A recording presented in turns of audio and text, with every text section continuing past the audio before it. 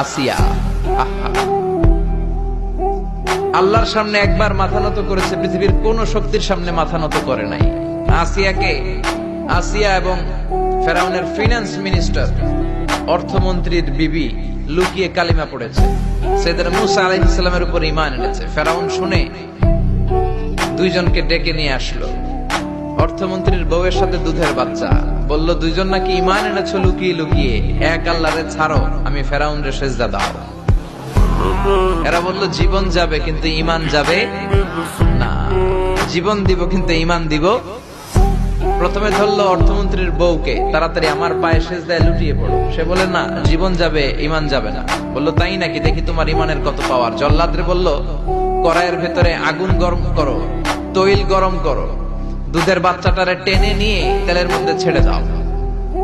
কল্পনা করতে পারেন, দুধের বাচ্চাকে মায়ের বুক থেকে ছিনিয়ে নিয়ে তেলের মধ্যে ফালাচ্ছে, বাচ্চাটা রোস্ট হয়ে যাচ্ছে, আর বাচ্চাটা বড় মানুষের মতো মাকে বলছে, মা চিন্তার কারণ নাই, এটা উত্তপ্ত তেল নয়, এটা জান্নাতের বাগান।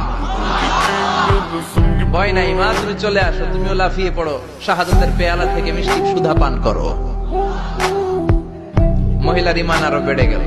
সে বলল আমি, জীবন যাবে ঈমান যাবে। ফেরাউন বলল তোর ঈমান কত আমি দেখে নেব। এই মহিলাটাকেও উত্তপ্ত তেলের মধ্যে ছেড়ে দেয়। বাকি রইল ফেরাউনের বউ আসিয়া। আসিয়ারে ফেরাউন বলল, আসিয়া এক আল্লাহর ইবাদত ছাড়ো, আমারে সেজদা দাও। আসিয়ারও এক কথা, জীবন দিব ঈমান দিব। ফেরাউন বলে, আসিয়া তোরে উলঙ্গ করব, বউ হয়েছিস, আই ডোন্ট কেয়ার।